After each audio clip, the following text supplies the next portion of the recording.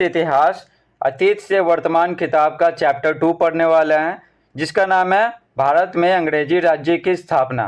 तो चैप्टर 1 का वीडियो पहले ही बना चुके हैं। अगर आप नहीं देखे हैं तो कमेंट बॉक्स में लिंक दे देंगे या आप सीधे प्लेलिस्ट से देख सकते हैं। क्लास 8 का ढेर सारा वीडियो बना चुके हैं, तो कृपया करके प्लेलिस्ट से देख लीजिए। आपसे बहुत सारे कमेंट करते हैं कि कौन सा चैप्टर कहाँ पर है, क्या है, कौन सा सब्जेक्ट का, तो आप प्लेलिस्ट से देख लीजिए। तो इस वीडियो में हम लोग इस चैप्टर का A to Z question answer solve करेंगे। तो चलिए बिना समय गवाए वीडियो को स्टार्ट करते हैं। सबसे पहले हम लोग पढ़ेंगे अभ्यास। तो पहला है रिक्त स्थानों को भरें। क भारत और यूरोप के बीच स्थल मार्ग से होने वाले व्यापार में डैश की महत्वपूर्ण भूमिका थी। तो किसकी महत्वपूर्ण भूमिका थी, चलिए आपको बताते हैं PDF से। तो देखिए, पहला रिक्त स्थानों को भरें। भारत और यूरोप के बीच स्थल मार्ग से होने वाले व्यापार में डैश की महत्वपूर्ण भूमिका थी। तो किसकी? अरब सौदागरों की। समझे, ये अरब सौदागर क्या करते थे, ये भारत से और चाइना से सामान खरीद लेते थे और फिर यूरोप वालों को बेचते थे महंगे दामों में। ख है कंपनी द्वारा खरीदा गया माल डैश में रखा जाता था। तो फैक्ट्री में रखा जाता था। ग है एक के बाद एक कई लड़ाइयों ने मराठों को डैश कर दिया, तो कमज़ोर कर दिया। घ है डैश अंग्रेज़ों के साथ सबसे पहले आर्थिक सहायक संधि को स्वीकार किया। तो आर्थिक सहायक संधि को स्वीकार कौन किया सबसे पहले? तो हैदराबाद का निजाम। अंग है डैश ने विलय नीति का अनुसरण किया। तो किसने? अंग्रेज़ों ने। ठीक है, अंग्रेज ही लाए थे विलय नीति। 2 देखिए, सही और गलत बताइए। क यूरोप के व्यापारी भारत में अपना माल बेचने और बदले में यहाँ से सोना चांदी लेने आते थे। तो ये बात क्या है? गलत है। ठीक है, बल्कि उल्टा होगा। सोना चांदी लेकर आते थे और फिर यहाँ से सामान खरीद के ले जाते थे। समझे, कपास हो गया या फिर सूती कपड़ा हो गया, खासकर के मसाले हो गए।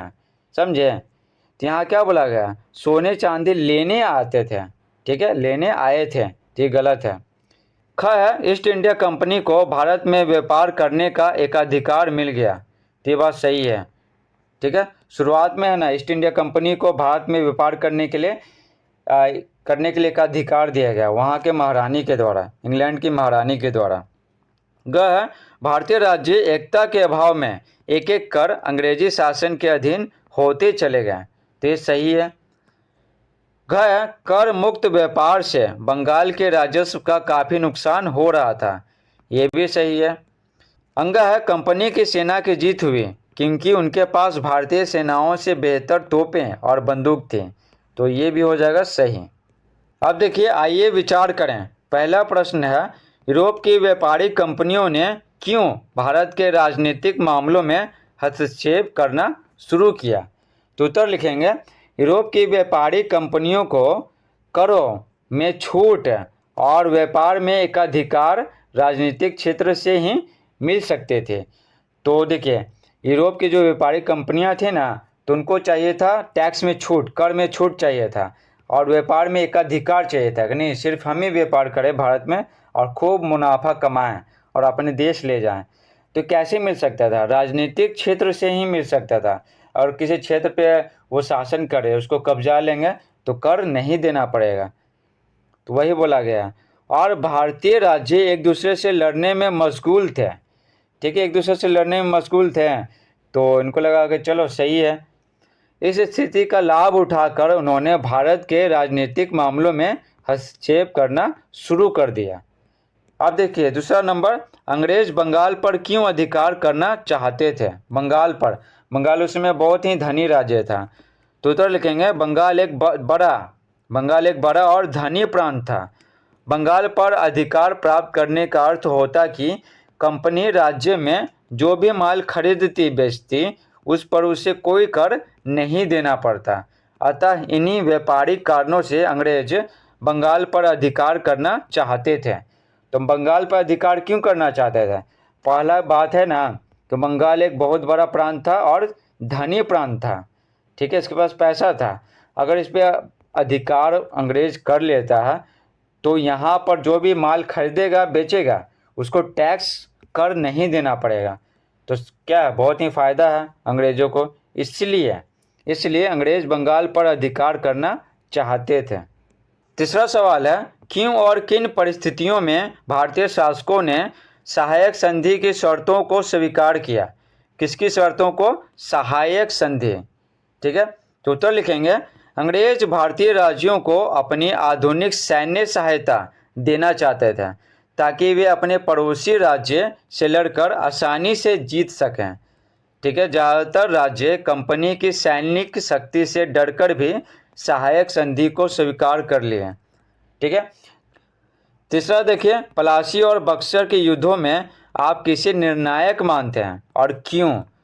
तो उत्तर लिखेंगे, पलासी और बक्सर के युद्धों में हम बक्सर के युद्ध को निर्णायक मानते हैं। आपको पता ही होगा पलासी का युद्ध हुआ था 1757 में और बक्सर का युद्ध हुआ था 1764 में।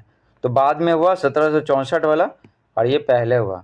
ठीक है, तो उत्तर लिखेंगे, पलासी और बक्सर के युद्धों में हम बक्सर के युद्ध को निर्णायक मानते हैं क्योंकि पलासी युद्ध द्वारा अंग्रेजों को बंगाल की दीवानी मिली मतलब क्या? टैक्स कलेक्ट करने का अधिकार मिला।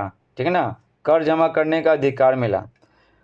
ठीक है, और इसमें सिर्फ बंगाल नवाब को हराए थे, सिर्फ एक राजा को हराए थे, बंगाल के नवाब को। ठीक है, लेकिन बक्सर के युद्ध द्वारा बंगाल, बिहार और उड़ीसा की दीवानी मिली। ठीक है, बंगाल, बिहार और उड़ीसा की दीवानी मिली। अब तीनों जगह क्या वो कर वसूल सकते थे और इसमें वे तीन शक्तियों को हराकर धीरे धीरे यहीं से पूरे भारत पर अपना अधिकार जमाने में सफल हुए। तो आपको पता ही होगा ये क्या बोलते हैं, बक्सर के युद्ध में है ना 3 राजा को हराए थे और प्लासी के युद्ध में सिर्फ एक ही राजा को हराए थे। तो ये क्या था, ये ज़्यादा बड़ा युद्ध था 1764 का बक्सर का युद्ध। और इससे क्या है, बंगाल, बिहार और उड़ीसा का दीवानी मिला और प्लासी युद्ध द्वारा तो बस बंगाल का दीवानी मिला था। तो ज़्यादा निर्णायक हम बक्सर के युद्ध को मानते हैं। इस प्रकार से पूरा चैप्टर समाप्त होता है। आई होप आपको ये वीडियो पसंद आया होगा और पसंद आया तो वीडियो को लाइक कीजिए, चैनल पर नए तो चैनल को सब्सक्राइब कीजिए। Thanks for watching.